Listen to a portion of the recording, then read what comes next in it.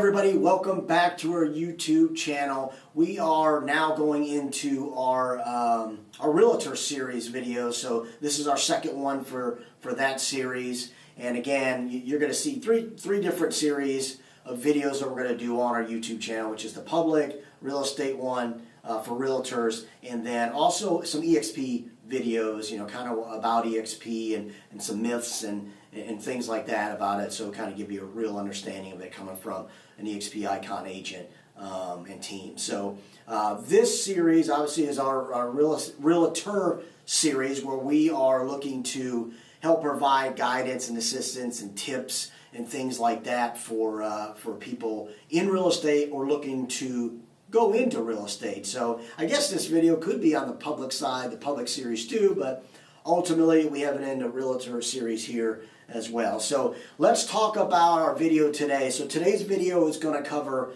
at least this part one video is going to be top 10 reasons why agents fail. In this part one series of the video, we're going to do only 5. And then the next video, we're going to hit the other 5 because there's a lot to cover and a lot to discuss. So I don't want to kill you with time and everything in this video. So let's go with the first 5 right now, and let's start with number 1. So now these are in no order of importance, it's just basic, in my experience, what I've seen. So let's go with number 1 and why most agents fail in business. So number 1 is they don't invest in themselves, okay? So what I mean by that is they come in to the office, expect to do certain things in a certain time frame. And then when they leave it all at the door, right? There's nothing else that they do extra, right? It's like a professional athlete. They practice to play the games they play, right? So like football, if you look at it, they practice all week to play one game for 3 hours a week, right? But they practice. That makes them professionals. So again, we're in a profession, but realtors rarely invest in themselves, rarely practice their craft and what they need to do, and they just don't invest in themselves. So meaning they don't read books, they don't watch any videos, maybe on YouTube or whatever. They won't attend conferences, they won't attend seminars. They won't do anything outside of what they think they've already been taught. And it's just not ever going to be enough, and no profession is going to give you that if you just do it just every day and that's it, right? You have to really get into the weeds of it and be kind of obsessed with what you're doing, okay? Number 2 reasons why agents fail: lack of discipline.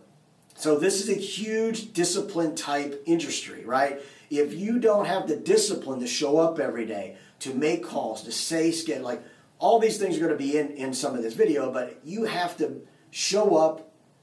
Most don't. They don't want to treat it like a job. It's weird because you'll see a person show up at a 9-to-5 job, get paid $8 an hour, and they work harder and more disciplined for that versus showing up on their own, having to be disciplined, and staying late, coming in early to make thousands of dollars in a month or in a year, right? It blows my mind. So the lack of discipline is throughout our industry. They don't want to do what it takes, right? They only do what they like, and basically they just don't have the discipline in them to do certain things daily, weekly, to get them ahead of everybody else. So, 87% of agents fail in this business, and that's one of the reasons: discipline. They're not disciplined, right? All right, let's go over number 3.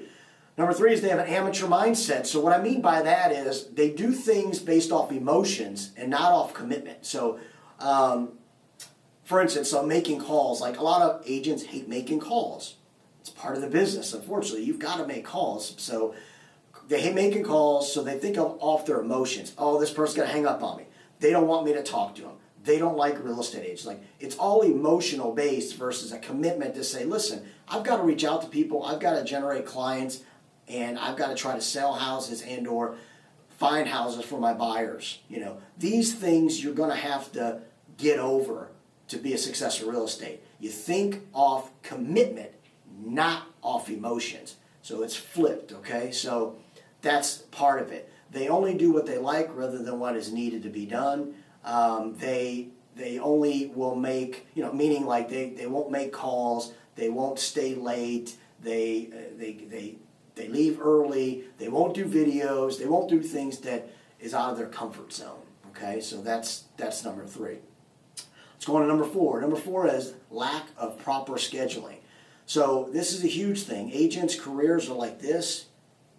Most. The ones who've been in business and are very successful, their schedule and what they do is like this, right? It's always steady and it's always going, ever flowing. But those are the ones who are more scheduled.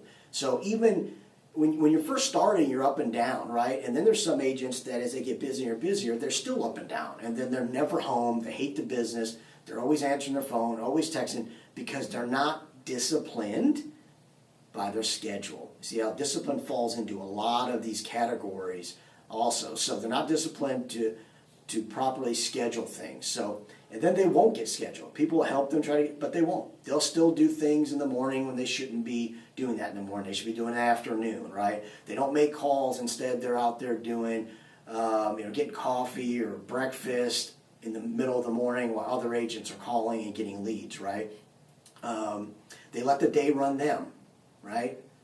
They don't run their day. They let their clients run them. This is a key in real estate. You have to keep all your clients at bay in a sense of, right? Hey, look, I'm gonna be all focused on you from 10 to 12, but then I got appointments from 1 to 3, and 5 or 4 to 5. Like, you've got to stay scheduled so you can handle a multitude of clients. If not, you're going to get stuck with one client. Once they get to their transaction, then you're going to be lost because you don't have any other clients in your pipeline because you're focused only on those clients and they've run your days and weeks and months. Now you close them out, you start all over, up and down. Your process will go up and down. You've got to be able to maintain a focused and disciplined schedule to work with multiple clients at one given time. If not, it's not going to work for you, and it's why a lot of agents fail. And last but not least, number 5 for this video is fear.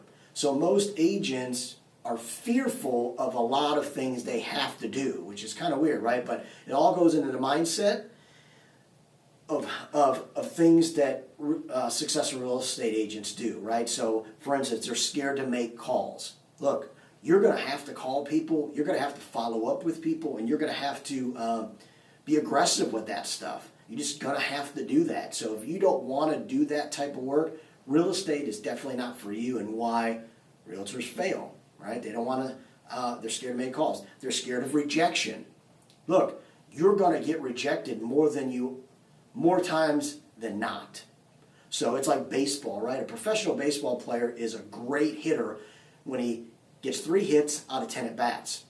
So remember that. That's 3 out of 10. Real estate's probably less. You're probably a really good listing agent if you get two listings out of 10 appointments or 10 conversations. That's pretty good. So again, it's not maybe where you want to be, but it's still great numbers in a sense of long term, right? So, but they're scared of rejection. They don't like to be told no. They have thin skin. So it's all fear of what's going to happen, but it may not happen, but they're fearful that it will, and they talk themselves out of doing things that are going to be productive for their business. So that is 5 of the top 10.